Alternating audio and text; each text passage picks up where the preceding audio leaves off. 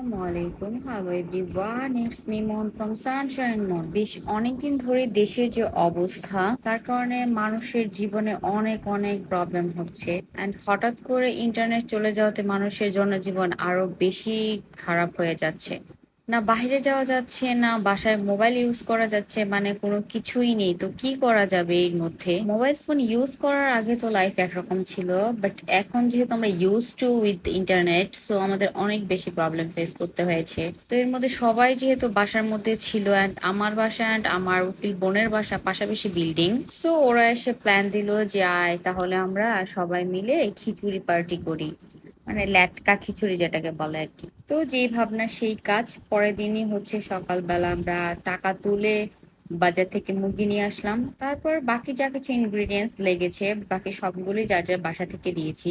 Almost 12-13 জন মিলে হচ্ছে এই পিকনিকের অ্যারেঞ্জমেন্টটা করা হয়েছে। তো খিচুড়ি পার্টি যেহেতু মাটির চুলায় হবে, অ্যান্ড আমাদের তো কোনো মাটির চুলা নেই, বাট আমার উকিল বোনের বাসায় মাটির রান্নাঘরই আছে, মানে মাটির চুলা রান্না করা আছে।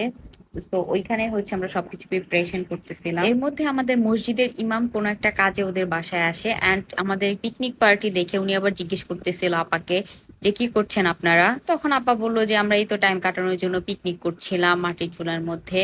পরে বলতেছিল যে মাথা পিছু কত টাকা করে দিয়েছেন আপনারা? তো আমরা বললাম মাথা পিছু 50 টাকা করে দিয়েছি। তখন হুজুর বললেন যে তাহলে আমি 100 টাকা দিব। তো আমরা টাকা নিতে চাচ্ছিলাম না। তো আমি বলতেছিলাম যে না না, আপনারটা আমরা পাঠিয়ে দেবো রুমে, আপনার হচ্ছে টাকা দিতে হবে না, কোনো কিছু পে করতে হবে না। তখন উনি বললেন যে না, পে না করতে দিলে হচ্ছে, টাকা না নিলে আমি হচ্ছে খিচুড়ি আমার বাসায় পাঠালো আমি খাবো না। দেন যেহেতু উনি টাকা না দিয়ে খাবেইনি না, তো ভাবলাম যে ওনার হাতে আমি দেখলাম যে কিছু ভাঙতি টাকা আছে, 30-40 টাকা হবে। তো বললাম যে আপনি তাহলে 100 টাকা দিতে হবে না, ওই ভাঙতি টাকাগুলো দিন। ও মাসে ভাঙতি টাকাগুলো দেখি 70 টাকা। পরে আর কি করবো, যেহেতু আমাদের সবকিছু আনাই হয়ে গেছিল, তো আমরা সবাই মিলে হচ্ছে চিপস খেলাম।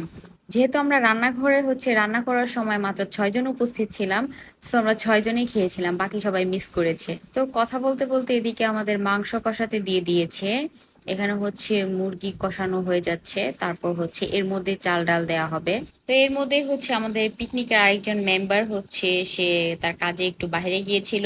তো মাংস কষাইতে কষাইতে সে চলে আসছে, and সে হচ্ছে মুরগি বাদাম নিয়ে আসছিল, এন্ড আমাদের সবাইকে খেতে দিয়েছে, এন্ড আমরা খাচ্ছিলাম। আর এর মধ্যে এদিকে ঘটে গিয়েছে মজার একটা ঘটনা। তো এর মধ্যেই ঘটে গেল মজার একটা কাহিনী। তো আমরা যেহেতু এত বড় পরিসরে কখনো খিচুড়ি রান্না করিনি, তো আমাদের কোনো আইডিয়া ছিল না। তো আপাকে ফার্স্টে বলেছিলাম একটা পাতিল দিতে। আপা ফার্স্টে ওই পাতিলটা দিয়েছিল যেটাতে আমরা মাংস কষাচ্ছিলাম, বলতেছিল যে এটার মধ্যে চাল ডাল হয়ে একদম খিচুড়ি পুরো কমপ্লিট হয়ে যাবে। তো মাংস কষাতে গিয়ে দেখে যে মাংস আর আলু দিয়ে ওটা ভরে গেছে পাতিল। তো পরে হচ্ছে আবার পাতিল চেঞ্জ করা হলো চাল ডাল দিয়ে।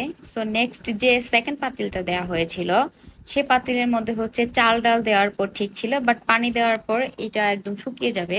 বাট যেহেতু আমরা লেটকা খিচুড়ি খেতে চেয়েছিলাম, সো আমাদের তো এতটুক পাতিলেও হবে না। তো তখন আবার পাশের বাড়ির আরেকটা আপা এসে বলতেছিল যে এই পাতিলেও তো হবে না, তোরা খাবে লেটকা খিচুড়ি, তো এর মধ্যে তো শুকিয়ে যাবেন, চাল ডাল ভালো করে ফুটবেও না।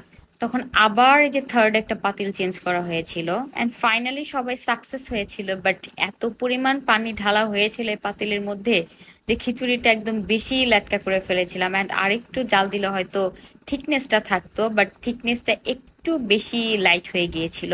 বাট এটা তো পিকনিক, ইটস ওকে না। ফাইনালি হচ্ছে আমাদের ঐতিহাসিক খিচুড়ি রেডি হয়ে গেছিল, এন্ড আমরা প্ল্যান করেছিলাম যে আমাদের বাসার ছাদে বসে রাতের বেলা আমরা খিচুড়ি পার্টি করব। সো পাতিলটাকে নিয়ে হচ্ছে এখন একদম ছাদের মধ্যে চলে আসবে আমার ভাগ্নে Fahim.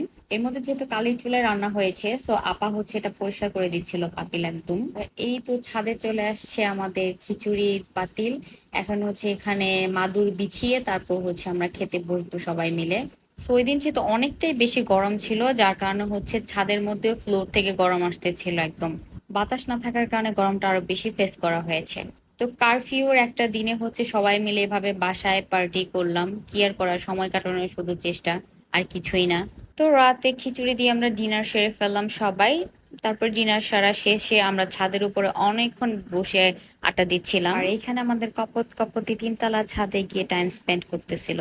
So that's all for today's video. Stay connected with Sunshine Moon. Take care. Allah Hafiz. Bye.